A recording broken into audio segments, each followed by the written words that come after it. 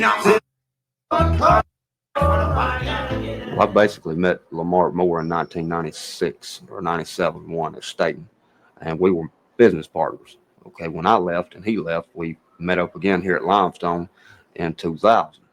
Okay, and it was the same scenario. Hips went to the street and come back to prison. When he got to the camp, he owed out like $300-400 worth of shit. When he first got there, from before when he was in prison.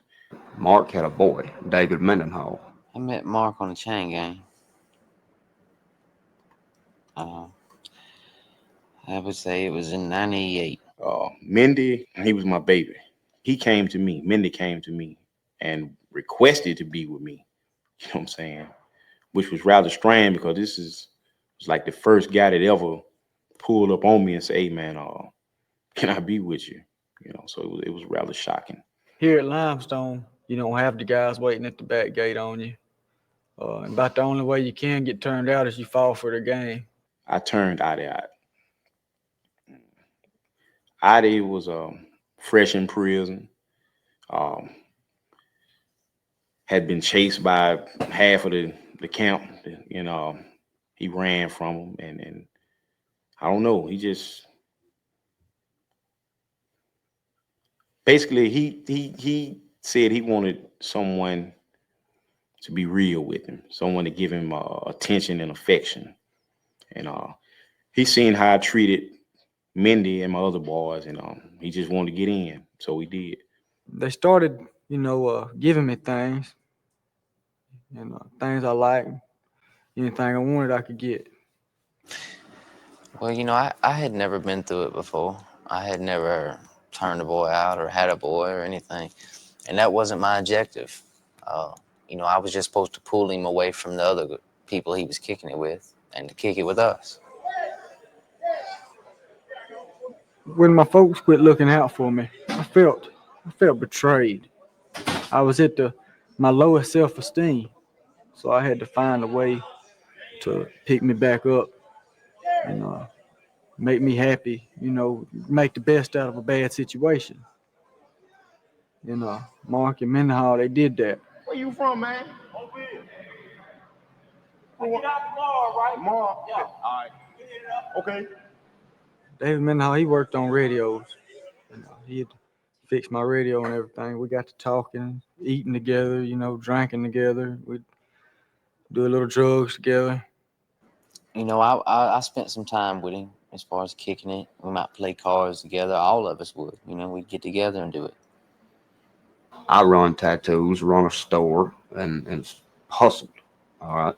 So me and Mark started running a store again together, hustling, trying to make more money and more money and more money and more money. And before you know it, I ended up with 2 boys and he ended up with 2 boys, and we called it a family. Right. And that's the way we looked at it. We had a family. I don't like this no more than you do, right? For me, my boys get my boys. Don't you know it? We build from the beginning, you know what I'm saying, the bond of trust. I would let them go out and walk around by themselves, but I knew other guys wanted to be with them. And I know they would give them things, you know what I'm saying, for free because they was trying to pull them away from me. So it benefited me, you know what I'm saying, in that aspect because, I could let them go out and hang out or go and laugh in someone's face or, flirt a little bit, and come back with some food or come back with some cigarettes or come back with some coffee. And so it usually starts with one of my boys. I see a boy that I like and I tell him, hey, I like that person. You need to start spending some time with him. You need to start talking to him or whatever. And they wind up building a relationship. The motive of the game is it's not all to have you sexually, not for real. Because they know, say in my case, I'm a young dude, I look good, everybody wants me in the camp. They know if they could get me and they could invest a little bit, the way the game goes, I owe them then.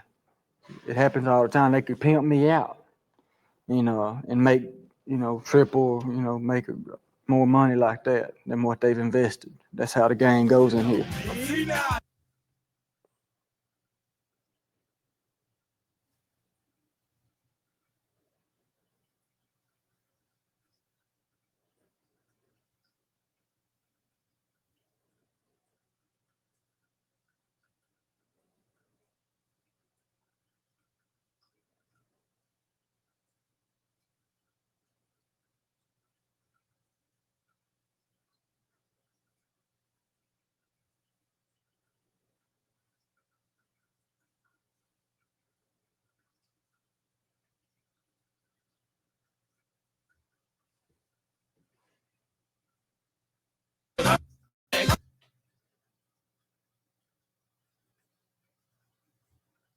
For me, Mike. Let it ferment for a couple of days, and then let it sit up. I'm gonna be so close to some Jim Beam whiskey until I might make Jim Beam sue me. Julep is more or less a prison world whiskey. They make it out of yeast, orange juices, and rice. It'll get you drunk, pretty much like free world alcohol. Like I said, we got to drinking that night, and both of us was pretty tipsy. We were just laying on the bed back there. He was at one end of the bed, and I was at the other end of the bed, and he just started rubbing on my leg. So automatically, by me being pretty well drunk, I had began to become erect, you know, and I didn't have any complex about it. You know, I already liked him. He's a good-looking dude. So we called him Youngin. He just trusted me, you know, with his feelings and everything else, whatever he thought about. You know, he felt he could talk to me. So for me to live clean and have what I like, I guess when I started hanging around Mendenhall, he was doing all that. They give me anything I wanted: free world clothes, boots, shoes, watches, things of such. And I knew that if I left that I wouldn't have all those things. After Mark had found out that I had slept with Mindy, he became anxious. He wanted to himself. But as far as me and him, I really didn't look at him like that right then because I wasn't spending much time with him.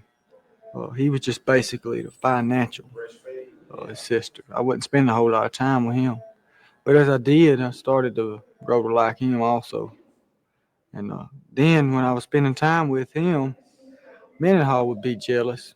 So it was causing turmoil in the family. That's what we were, we're a family. This was the second time Mark being here. And they shipped him again. But whenever they shipped him, then that's whenever pretty much responsibility landed on me to make sure they're all right and to make sure nobody messes with them. You know, you got to, if you have to, die for him. The reason why I left him with him because I know he's a good person. I know he wouldn't mistreat him. And if I would come back to that certain institution, if I wanted them back or they wanted to be back with me, he wouldn't have a problem with it. If I wasn't in the game, then I wouldn't drink and drug. There's not many times to where I just want to look at reality, what's around me, what's happening. I try to stay messed up so I don't have to see it. You know, that's how I cope with it every day. I got out of lockup, and I was trying to deal with it out of my feelings for Mindy. I was trying to deal with it, but he had changed. He is caught up in himself too much, too self-centered.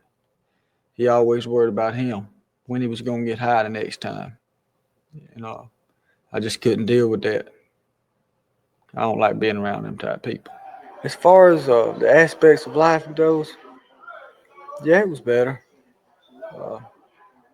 I could go to the barber and get a haircut anytime I wanted. Wouldn't have to take nothing with me, you know. And then as far as the lock in my box, I didn't really have to because I didn't have to worry about anybody breaking in it at all because they know that I was associated with Mark, so they wouldn't mess with that. Mark had a pretty good reputation around here. Well, I've used many different techniques to get a boy.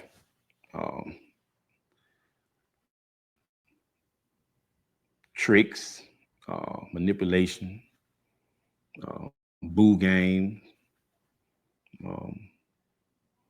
hero type, captain save a hole situations, all sorts of things. And yes, I became very good at it. I'll make sure he has something to eat every night. You know, I'll make sure he have it some smoke. I'll make sure he have some coffee. But I'm not never giving it to him directly.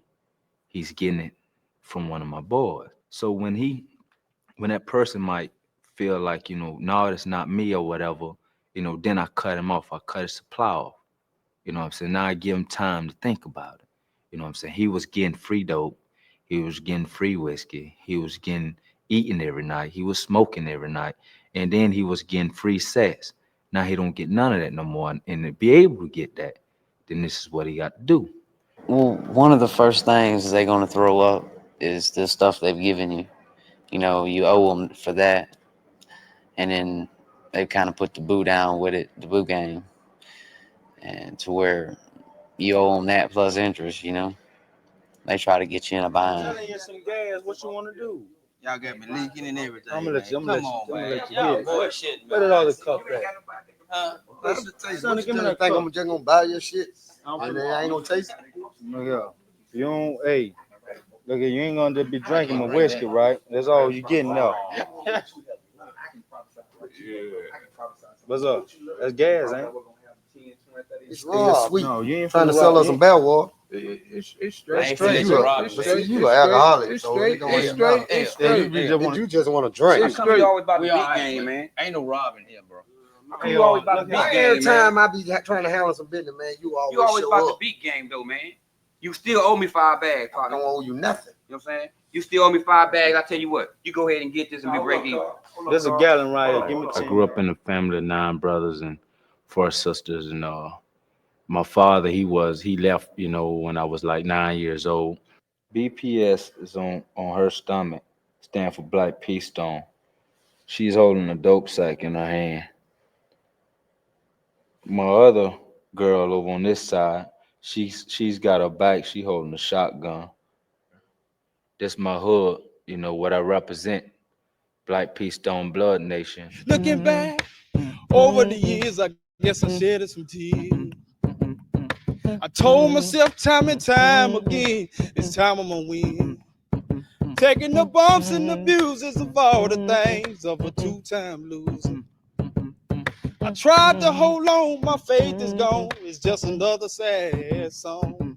I look back at the times, living in a 3-bedroom shack, wicked streets, nothing to eat, and hemming out clothes on my back. So many hard times. I grew up in Pritchard with my grandmother, my mother. Lived there all my life. Slum area, ghetto.